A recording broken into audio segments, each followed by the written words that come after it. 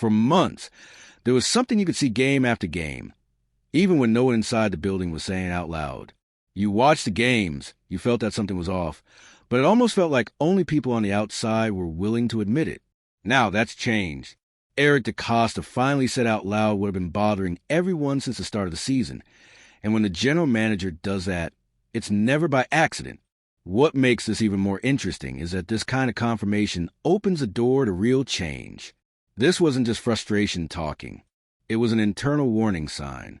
And as this story keeps unfolding, it becomes clear that the problems go way beyond one bad game here or there. There are serious issues involved, big decisions coming up, and real consequences that could completely reshape this team in 2026. Stick with me until the end, because every piece connects, and none of this is random. If you stop to think after each game, the feeling was always the same. You never knew which version of the Ravens was about to show up. One week they looked solid. The next, everything felt out of sync.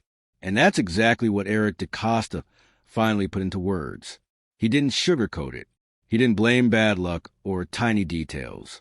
He went straight to the point and admitted the team just wasn't consistent from week to week. That matters a lot, because when the general manager himself admits something like that, he's saying something very clear. What went wrong wasn't hidden or overly complicated. It was basic: execution, consistency, control, in the most important areas of the game. This wasn't a vague critique. It was a direct diagnosis of where this team lost its edge throughout the season. And hearing that from the top makes it obvious that the frustration during games was justified. It wasn't exaggeration. It wasn't negativity. It was a team with talent, but one that couldn't impose its game on a regular basis. One week things worked. The next it felt like a completely different roster on the field. But that lack of consistency didn't come out of nowhere. It started in the exact place where NFL games are won and lost, the trenches. And that's where the conversation naturally shifts to an even bigger issue, one that directly impacted the defense and changed the outcome of multiple games. Every time the Ravens needed a big defensive play, it felt like they were a step late. The opposing quarterback had too much time, calmly scanning the field, picking where to attack. Eric DeCosta made it clear that this can't continue. Creating pressure isn't a luxury in the NFL. It's a requirement. Without it, the entire defense starts to fall apart. The numbers make this painfully easy to understand. Just 30 sacks all season, one of the worst totals in the league. And here's the most alarming part. The team's sack leader was defensive tackle Travis Jones, with only 5. When your best production is coming from the middle instead of the edge, something is fundamentally wrong with your pass rush structure. The edge rushers simply didn't scare anyone. There wasn't that defender offenses had a double team or speed up their reads for. That allowed opposing offenses to play at their own pace, control the game, and avoid forced mistakes. And when pressure doesn't arrive up front, the problem spills into the back end. The defensive line failed to shorten the quarterback's clock, and that opened the door for another unit to pay the price, the secondary. No cornerback in the NFL wants to cover for that long, and with the Ravens, it became routine. Without pressure up front, quarterbacks had extra seconds on almost every snap. That's a gift for any offense and a nightmare for anyone trying to stay with receivers on deep routes. Marlon Humphrey and Nate Wiggins felt that firsthand. Both ended up among the defenders who gave up the most passing yards in the league. Not because they forgot how to play, but because no one can cover receivers for 4 or 5 seconds on every play. Defense works like a chain. When one link breaks, the rest suffer. The result was constant big plays, easy third down conversions, and games slowly slipping out of control. The defense will hold early, but over time, the lack of pressure took its toll, snap after snap. That's why when DeCosta talks about upgrading the pass rush, he's not just talking about the defensive line. He's talking about protecting the entire defensive system. And while that side of the ball struggled, the offense had a very similar issue, just on the opposite side. All right, we're already past the halfway point of this video, but before we continue, I noticed you haven't left a like yet. It's really important because it helps YouTube keep showing you my content so I can keep bringing you the best news about the Baltimore Ravens. So go ahead and hit that like button. It's free and it really helps. Thanks. Now let's get back to it. When you look quickly at the Ravens' offensive line, it almost seems fine.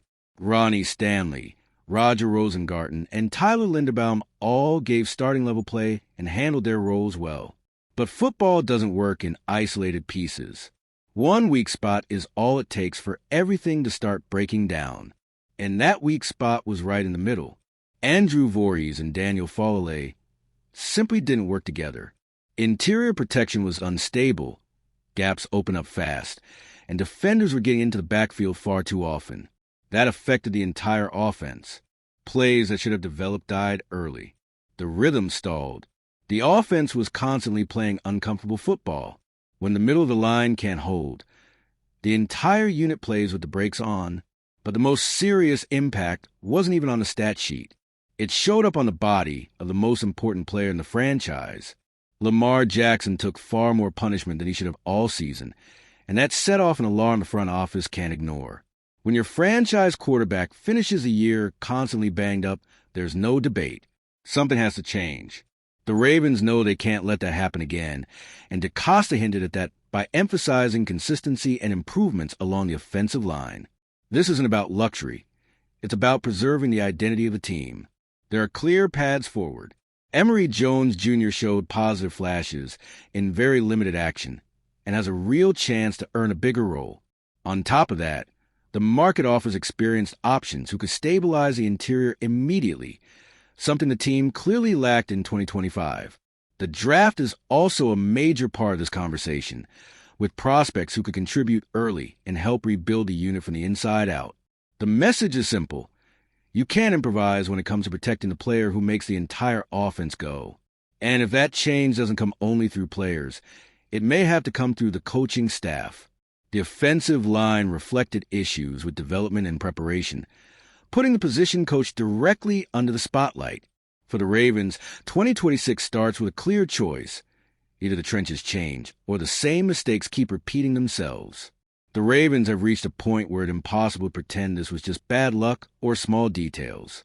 When Eric DeCosta acknowledges the same problems that were obvious week after week, it shows the franchise knows exactly where it went wrong.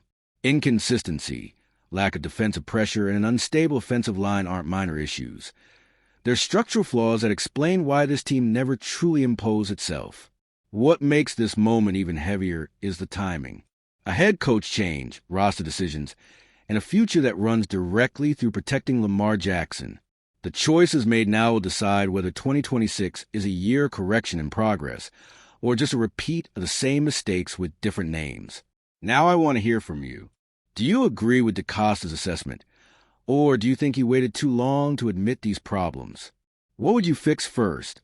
The offensive line, the pass rush, or the coaching staff?